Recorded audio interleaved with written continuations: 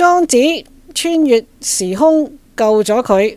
蔡璧名愛人冇錯，但請先讓自己嘅心神更強大。我愛學生，愛我嘅工作，呢個點會係錯呢？但係我卻忽略咗更要愛自己嘅心神。而老子、莊子同埋《黃帝內經》要講嘅就係點樣讓自己嘅心神更強大。大家好，我係心齋。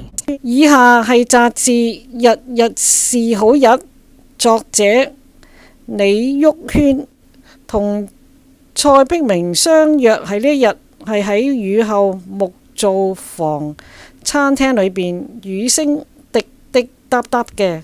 佢講起話嚟，音調抑揚頓挫，循序漸進地講故事，特別好聽。喺鬼門關前走過一遭之後，蔡璧名寫下咗正是時候讀莊子，教人喺濃如酒嘅人生裏邊保有一顆淡如水嘅心。連蔡依林都係佢嘅讀者。古代聖賢百家爭鳴，點解選擇莊子作為研究對象呢？蔡璧名講，或許係念文學嘅人特別善感吧。細個嘅時候，佢嘅愛好係愛哭仔，芝麻小事都足以揭起情緒嘅驚濤駭浪。所以唔係我中意讀莊子，係我需要。語風一轉，佢又調皮地講，但係有時候別人問我呢個問題，我想鬧一下，就會講，因為莊子係中國思想史上最靚仔嘅男人，曾係工作狂熱者，一日瞓唔到3個鐘頭。從前蔡璧名係個工作狂熱者，幾乎將所有時間奉獻俾熱愛嘅教學同埋研究，經常一日瞓唔夠3個小時。有一日，我走喺台大校園裏邊，腦中忽然冒出一個念頭：人嘅睡眠時間究竟要少到何等極致先至會死呢？直到11年前嘅某一日，劇烈嘅身體不適，實在難捱，佢先至請咗教學生涯裏邊第一個病假。當下睇到醫生嗰種驚懼嘅表情，我就知道出事啦。冇幾耐嘅時間，確診咗癌症3期，腫瘤直徑已經有9公分。再走入熟悉嘅教室，呢一次蔡璧名要嚟同學生道別。佢講：不准呢一別會唔會係永別呢？教過嘅學生遠從各地前嚟祝福，為佢奏一曲城裏嘅月光。嗰個係日後喺痛苦萬分嘅治療過程裏邊，時時喺耳畔響起嘅一首歌。佢知道仲有好多人喺度等佢安復歸來。儘管有強烈嘅信念，但係電療、化療帶嚟嘅痛楚如刀如刃，將肉身折磨出千瘡百孔。佢回憶當時幾乎係夜夜難眠，每次去洗手間之後，光係清理傷口就要花半個小時。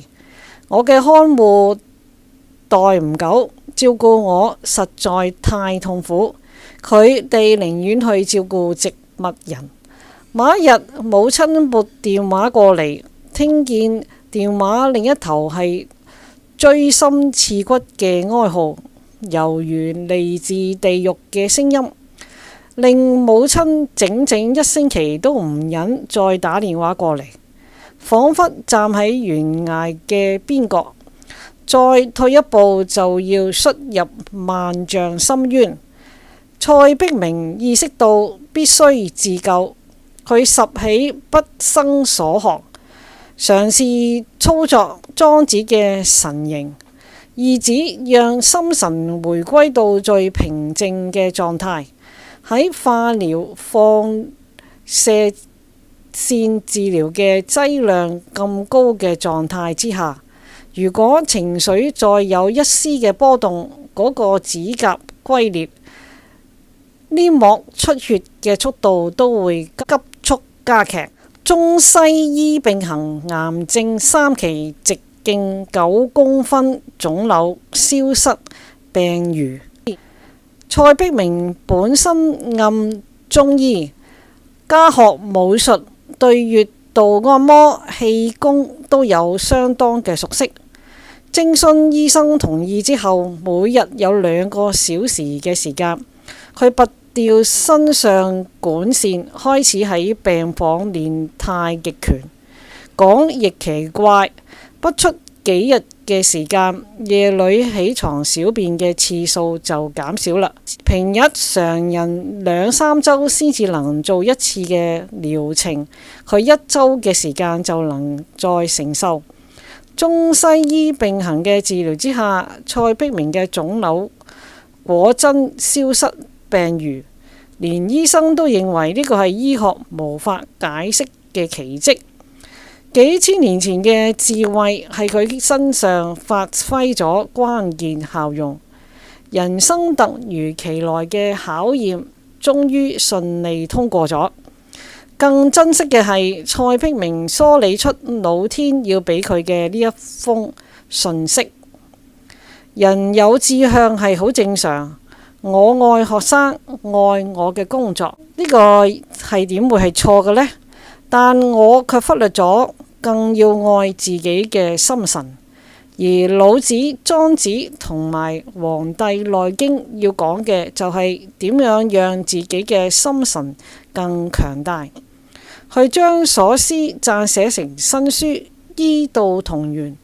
當老莊遇見《黃帝內經》，探討點樣擁有一顆不煩惱嘅心，不耗散嘅精氣。畢竟終其一生，我哋將大多數嘅注意力放喺外在。何謂外在？就係無法由自己掌握嘅事。財富何時到來？佢係永遠會愛我嘛？呢一啲事嘅決定權不全然喺自身，只有心源於自己，經由鍛鍊，內在更堅強，不再輕易受到攪擾，就連面對聚散離合，亦能如風一般輕盈。好多人認為道家思想太玄、太空泛，但我好開心能喺研究莊子嘅10幾年之後，明白莊子點解寫下莊子。因為累，因為受傷，但係呢個世界上太難讓我哋不累不受傷嘅。學問能係束之高閣嘅冰冷經典，亦能係活用於生活裏邊嘅健康操。按自己嘅選擇，當然唔少人亦跟蔡璧名講過，好難。但若不曾去嘗試，點樣就會小看自己啦。蘇軾曾言：回首向來蕭瑟處，歸去也無風雨也無晴。究竟乜嘢係晴，乜嘢係雨？回想起嗰場大病，亦係人生中最重要嘅轉捩點。蔡璧名講：我回頭看，覺得我得癌症好應該嘅，當時如此不珍惜自己嘅心神，我唔得，邊個得呢？翻開行事曆，已非昔日密密麻麻嘅教學日程，而家空白處多咗，寫嘅最多嘅係好睡操、賴床操、坐嘅功課、站嘅功夫、穴道導引同埋太極拳嘅鍛鍊排程。10年嚟持之以恆，鍛鍊終喺自由難尋嘅人世裏邊，得到真真切切嘅自在。多謝收看，祝一切順利。點讚、收藏、按小鈴、訂閱全部分享，拜拜。